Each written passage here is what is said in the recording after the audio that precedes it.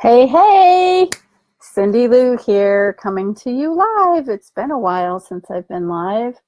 Life's been a little bit crazy for us down under, and I decided to take the first 3 months of this year pretty much off. But Coach Glitter is doing her 5-day video challenge, and I couldn't resist.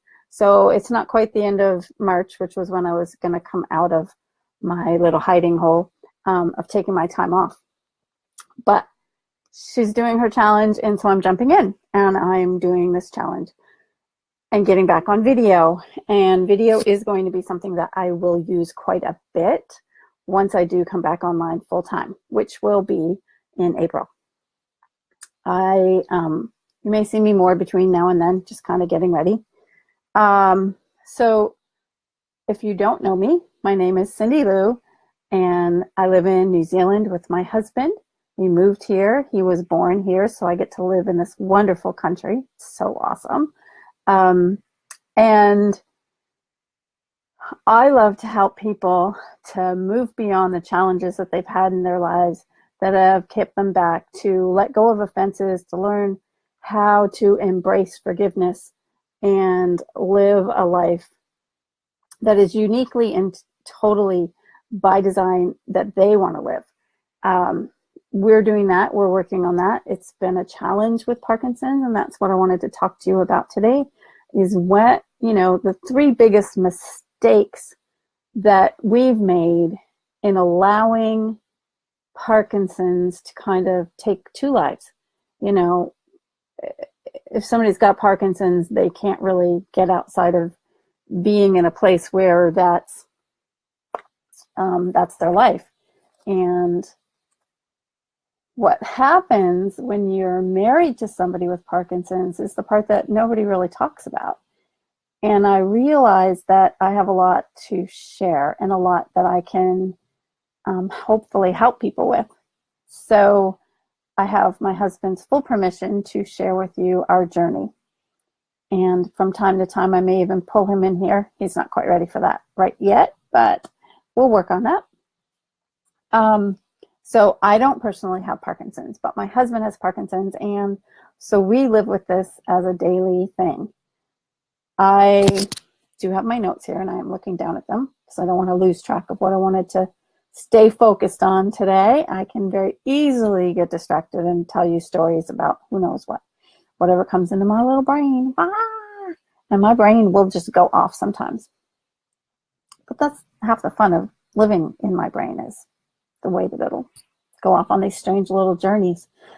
So back to what we were talking about, which is living past Parkinson's.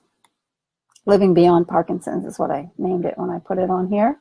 So I care for my beloved, and the biggest mistake that I made, I felt, was number 1 mistake, was doing it all for him. So when he was first diagnosed, of course, he wasn't too bad. But as he got more advanced, I found that, I would just feed him his whole meal, or I would put his clothes on him, or I would do whatever because it was quicker, it was easier, it was faster. And I felt like I was helping. And yes, in some ways I was helping, but in a lot of ways it was actually causing him to lose kind of that will to live and that will to keep going, to fight it and to move beyond it. It does not have to control your life. That was one of the big things that we learned, is that it doesn't have to control your life. You get to make choices. So my big mistake number 2 was deciding for him. So I would make decisions for him about what he wanted to do with his day, or what, he was able to do or capable of doing. I would make those decisions for him. Not so good. They do not like that. Hey, Mary Hamill, how are you? So we cannot make the decisions for other people, even if they have an illness. We need to give them the dignity and the opportunity for them to live their best life. So we need to let them make decisions. The number 3 biggest mistake was we both were giving up too much. For him, it was giving up the idea that he could do things. For me, it was, thank you for that heart, that really does help. For me, it was giving up too much of my life. I found that my own life was sucked up by Parkinson's, actually, because I was doing everything for him and I was making all the decisions. I felt like I had to do it all. So I found that I was no longer going out. I was no longer going and doing things with my girlfriends. I was no longer doing the things that make me happy and that give me joy. So he woke me up one night before I was going away on a conference that he really wanted me to go to. And he said he was concerned about going away because we have staff. So he wanted to make sure that I was going to feel comfortable being away and that I was going to enjoy myself while I was gone and relax and let myself be. And then he also didn't want to feel like he was being babysat. And I realized that I had done that. I had done that to him. I had put him in a position where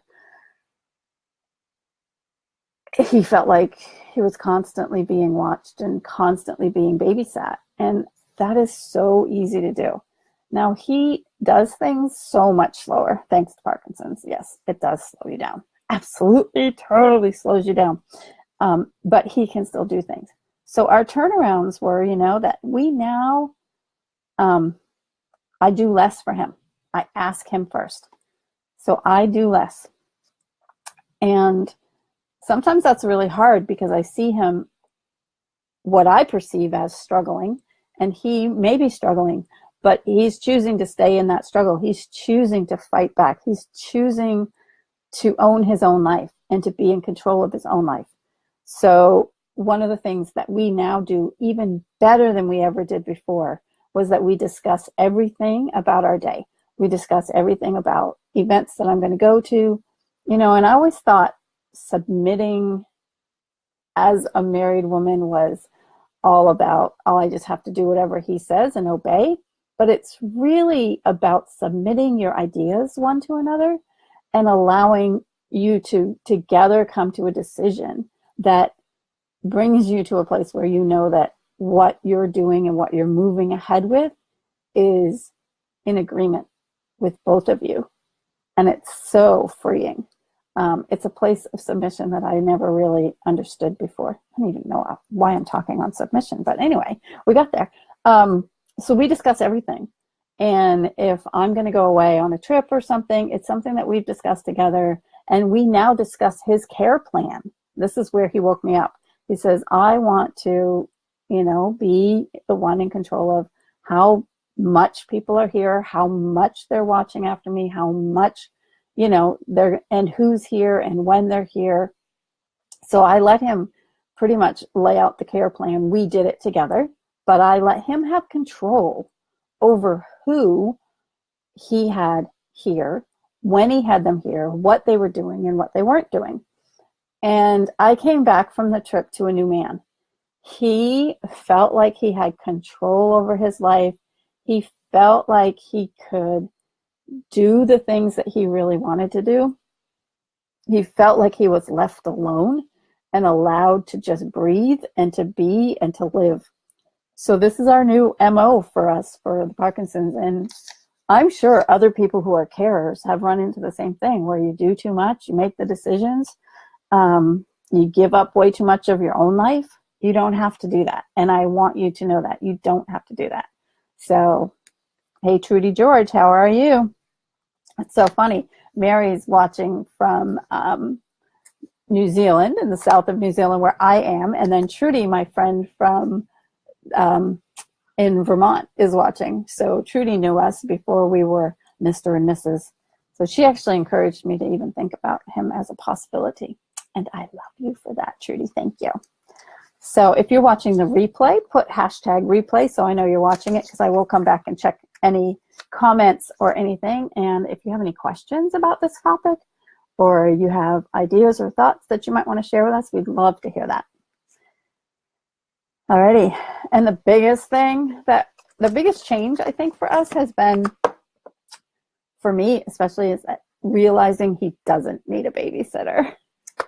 He may appear to be weak because of the Parkinson's, and he's a very soft man. He's a wonderful man. And because of that, he's also sometimes maybe misinterpreted as weak.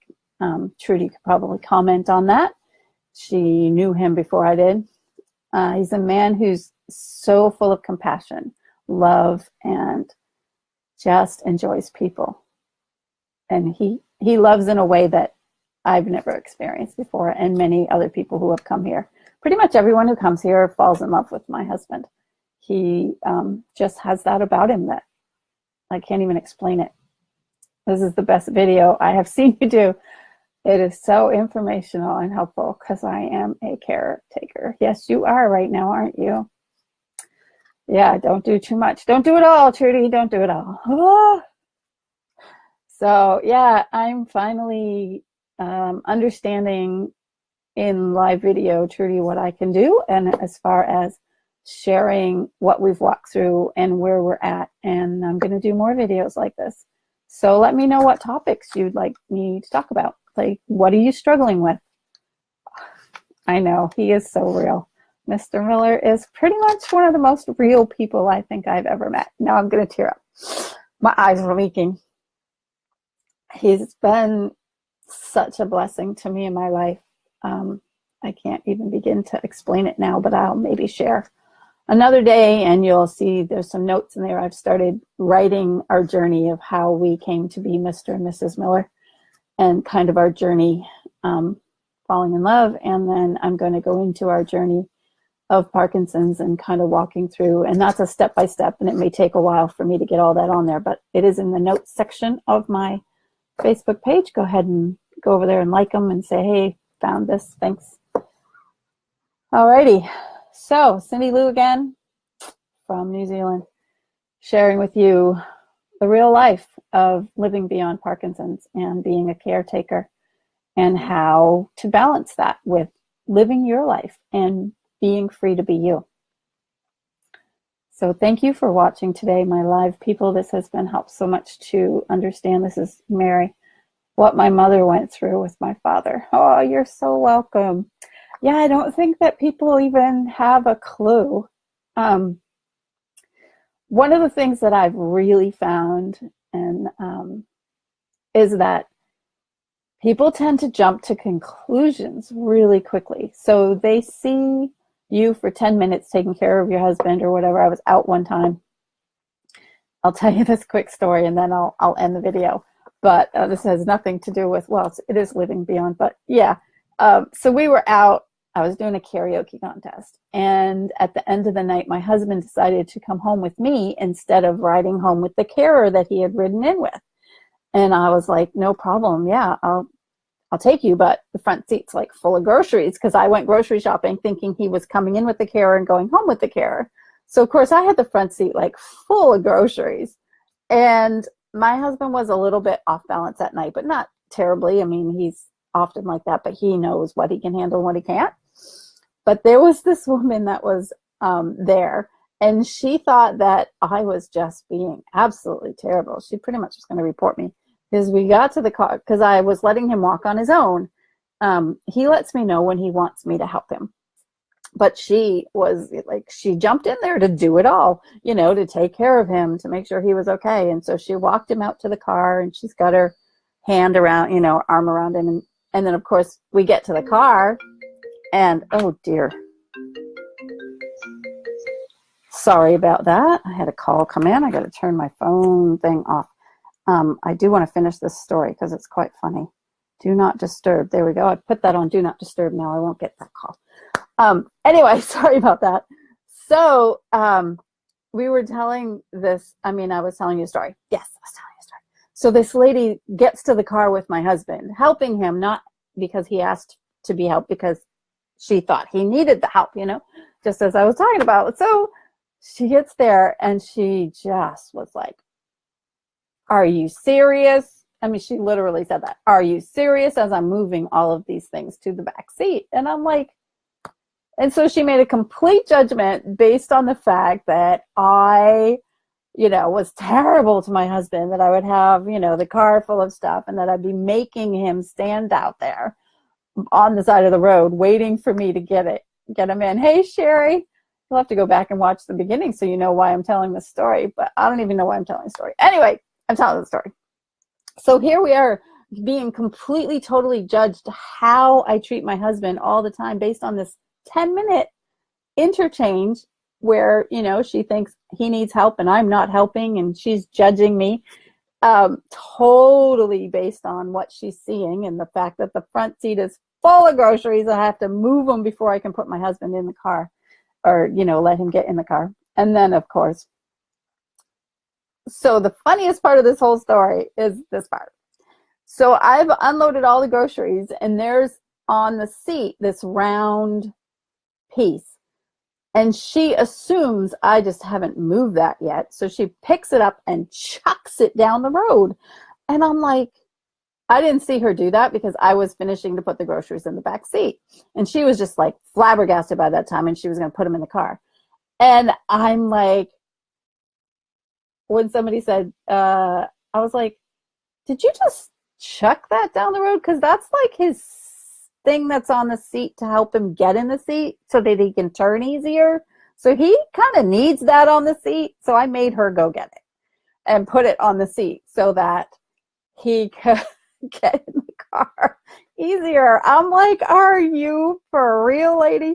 And she was, I will admit, she probably had one or two too many, but she works for this, possibly for the state or something. And so she's like, I'm watching everything. And I'm like, okay, have fun, lady.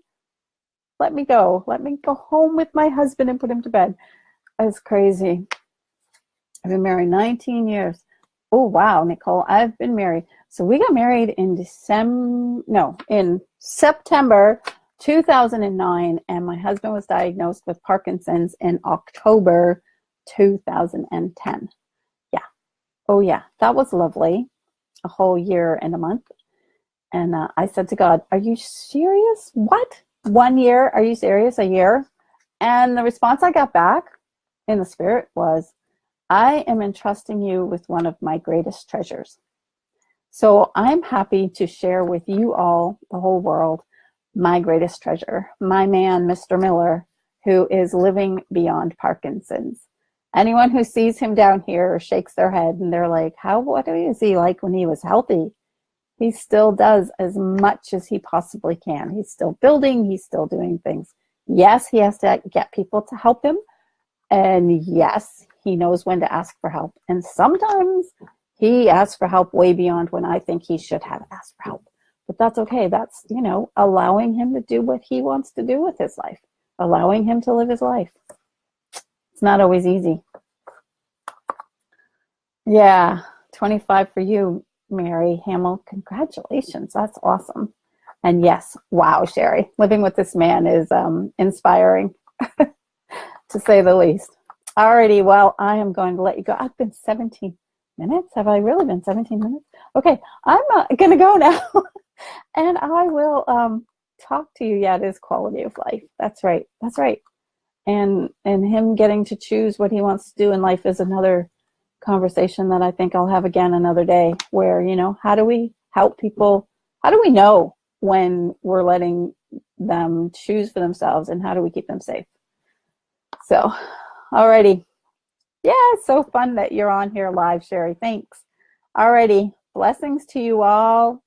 Please let me know what topics, especially on caretaking, that you'd like to have me talk about, or forgiveness or letting go of offense. Those are the two. My big focus this year is going to be on forgiveness and letting go of offense. I'm getting ready to actually do a course, and that will be, I'll start releasing that towards the end of March, beginning of April, when I start working again. So, Sherry, you missed the beginning where I said, I'm actually supposed to be on my off time. I took the 3 months off at the beginning of this year to kind of regroup and figure out which direction I'm going. But with this challenge from Coach Glitter, how could I not get involved? Anyway, those of us who love Coach Glitter, you know what we're doing. So, and if you haven't met Coach Glitter, you should go check out her page. Alrighty, blessings to you all. Thank you so much for watching, and I shall see you later. If you're watching the replay and you're all the way to here, put replay so I can say thank you to you, because my goodness, wow, hashtag replay. Alrighty, blessings. Have a wonderful day. Bye.